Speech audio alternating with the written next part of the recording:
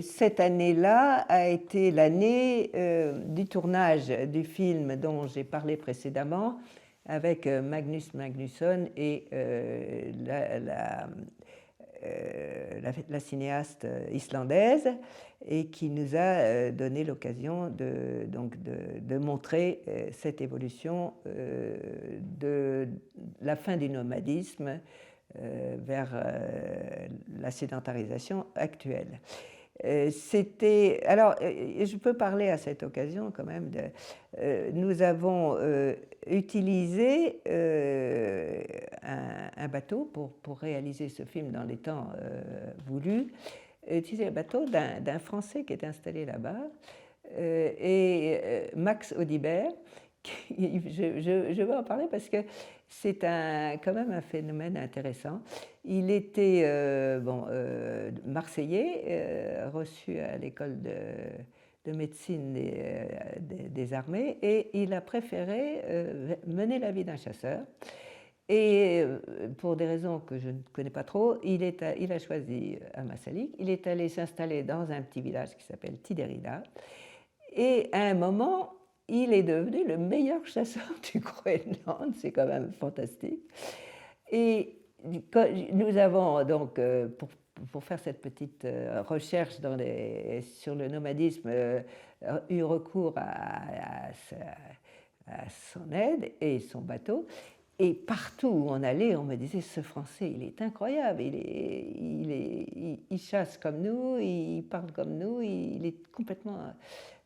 alors j'en parle parce qu'il est sorti une BD, là, tout récemment, il y a quelques mois, qui s'appelle Sermilik, là où naissent les glaces, qui raconte son histoire et qui est complètement authentique, donc pour lequel j'ai fait une préface. Et donc, il a non seulement été excellent chasseur, mais en même temps, il s'est aperçu que l'école du village n'allait pas mener les jeunes très loin. Donc, il est devenu instituteur danois. Il a fait ses classes, en partie à nous. Il est devenu instituteur dans ce village. Et tout en conservant, alors en ayant le souci d'amener les jeunes plus loin que ce qu'ils avaient avant, et en les encourageant à aller auprès des vieux, garder la technique du traîneau à chien, de tout ça. Et puis finalement, il est devenu directeur de l'école, et il est donc très bien implanté là-bas. C'est intéressant d'en parler, d'autant plus qu'il y a cette BD qui vient de sortir et qui est sur son histoire, qui est quand même... Voilà, donc il a participé très discrètement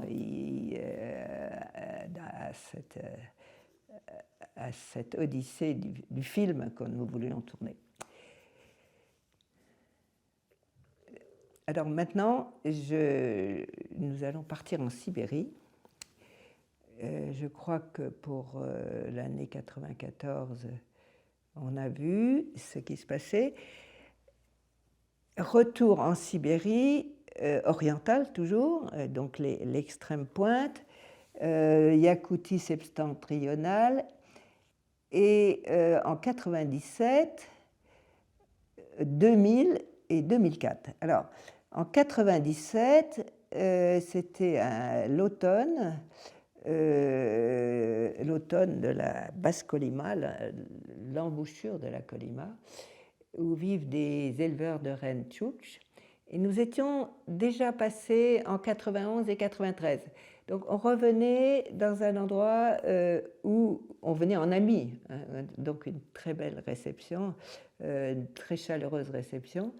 Et c'était voilà, pour étudier le cas d'une famille quand même tout à fait extraordinaire, la famille Nutenli, qui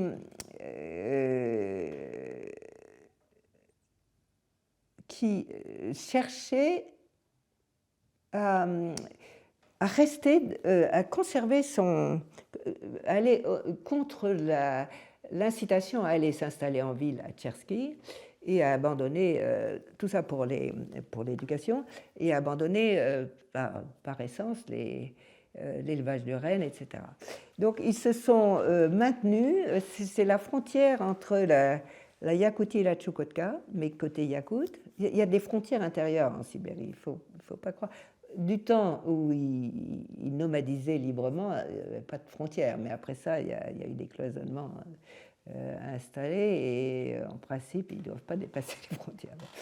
C'est un peu approximatif. Bon, donc on a eu un bel exemple de cette famille et je les ai filmés avec alors c'est un équipement beaucoup plus léger, une petite vidéo, mais qui permet aussi de filmer dans le noir. C'est quand même extraordinaire parce que dans les maisons, il y a peu de lumière.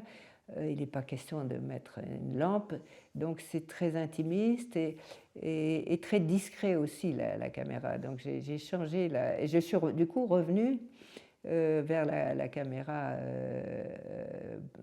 que je ne voulais plus porter, la 16, vers quelque chose de maniable et facile. Et alors, cette famille nous a montré leurs activités, comment ils se débrouillaient dans le monde qui était très secoué, la Sibérie, après la perestroïka. Et alors là, les conditions étaient un peu différentes. Les conditions étaient très différentes, étaient très différentes dans les transports. Nous étions réduits à nos propres frais de transport. Et puis surtout, c'était une époque où l'économie se cassait la figure, surtout dans le Grand Nord. C'était des conditions très difficiles, mais extrêmement intéressantes. Alors, la même chose, donc recueil de données sur ces ethnies qui cohabitent et qui, justement, les Tchouktches ont leurs habitudes qui ne sont pas les mêmes que celles des Évènes, que celles des Yukaghirs, et ils habitent pratiquement la même région.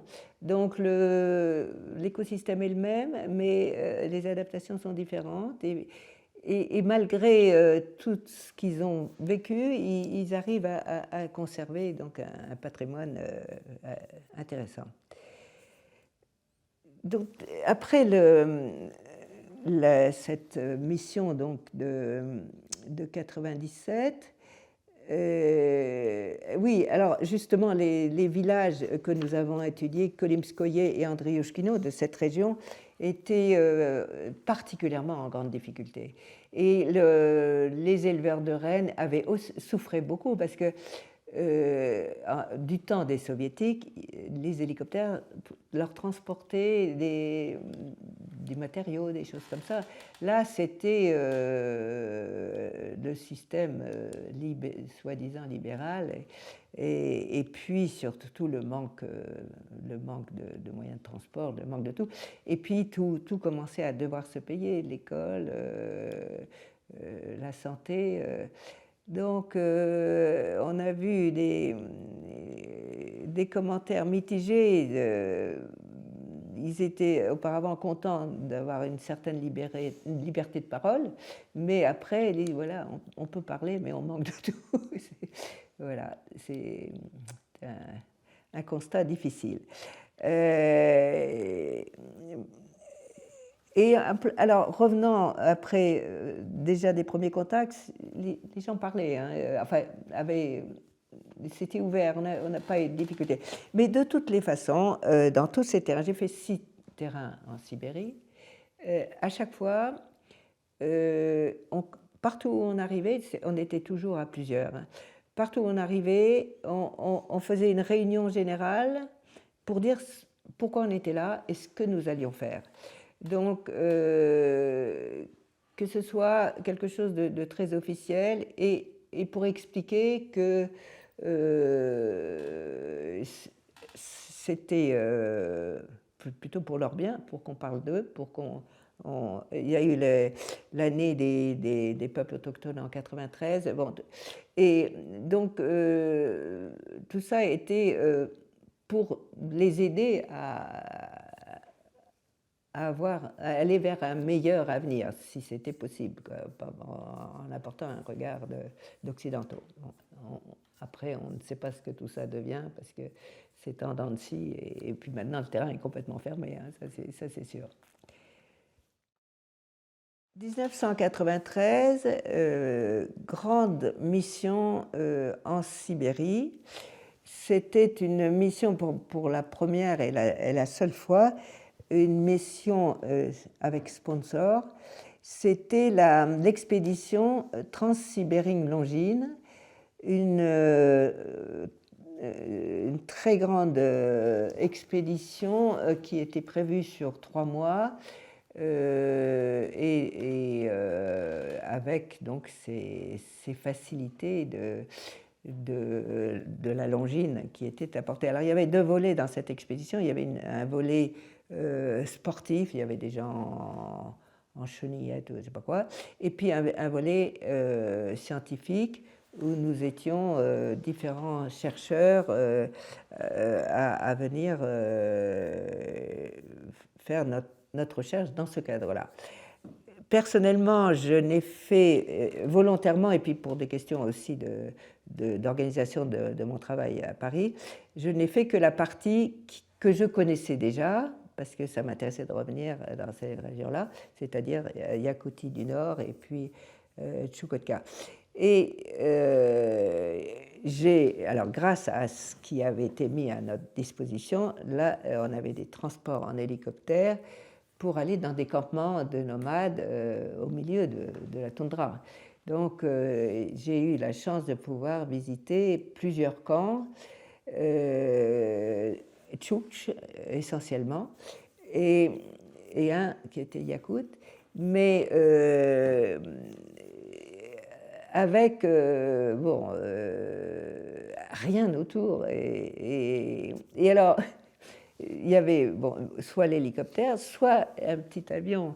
Il y a eu un petit avion qui nous a déposés, on était 3, une femme médecin de Médecins du Monde et puis un journaliste suisse.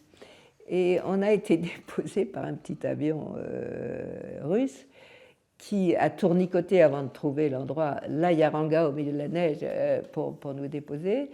Finalement, il s'est posé sur la neige, il a planté un drapeau, parce qu'il fallait quand même venir nous rechercher. Et il est allé demander à l'éleveur Tchoukch s'il acceptait qu'on soit chez lui pour plusieurs jours, ce qu'il a accepté. Alors, c'était quand même une expérience fantastique. Et alors, les outils étaient en bois de renne, ils étaient habillés en fourrure de renne. L'intérieur était comme sur les gravures du 19e siècle, avec le pologue, l'intérieur de la... J'ai eu la chance d'être admise dans le pologue pour les femmes, parce que là, il faisait que moins 25 par rapport au reste de la tente. Et dans un de ces campements, j'ai pu aussi assister à la mise bas des rennes. Et ça, c'est extraordinaire. Les rennes femelles sont isolées et elles mettent leur reine au monde. Il tombe dans la neige et tout de suite, il est sur ses pattes. Hein. C'est très beau et très émouvant de voir ça sur des centaines d'animaux. Et c'est très exceptionnel parce que généralement le chef réniculteur, il y va seul de peur d'affoler, enfin de perturber un peu Donc le fait d'être emmené, ça m'a vraiment fait un plaisir fou et vraiment permis d'assister à une scène incroyable. Donc, avec ces familles, j'ai pu voir aussi à l'intérieur de la Yaranga qu'il y avait des objets de culte, parce que en réalité, les rituels autour du renne sont encore très, très vivaces. Ils étaient évidemment pas visibles pour les Russes, mais quand on est chez eux, on les voit, et puis si on pose 2-3 questions, on a des réponses aussi. Donc tous les rituels autour du renne, et puis toutes les activités et l'utilisation des bois de renne. Enfin, c'était de l'ethnologie vivante incroyable, incroyable. Ça, c'était donc cette expédition. Alors, le problème, le grand drame de cette expédition de 93, c'est qu'elle s'est terminée par un drame. Elle devait durer moins longtemps, et puis elle avait pris du retard. Et donc, moi, j'ai dû rentrer à Paris parce que j'étais dans les commissions du CNRS, et que j'étais attendue, sinon ça annulait c'était les entrants, ça annulait les concours d'entrants. Enfin, donc je suis partie avant la fin de l'expédition, et des gens étaient venus pour fêter la fin de cette expédition de Saint-Pétersbourg, pour faire quelque chose d'assez assez spectaculaire sur le plan médiatique, et il y a eu un accident d'hélicoptère, il y a eu 8 morts. J'ai appris ça en arrivant à Paris. Les gens du CNRS, parce que ça, c'est comme il y avait des journalistes français qui étaient à bord de cet hélicoptère, ça s'est su sur les ondes. Et quand je suis arrivée à la maison, la famille avait déjà reçu quelques coups de fil. Est-ce que ça va bien? Est-ce que tu as des nouvelles? Bon. Ça, c'était terrible d'apprendre ça. C'est une très belle expédition endeuillée.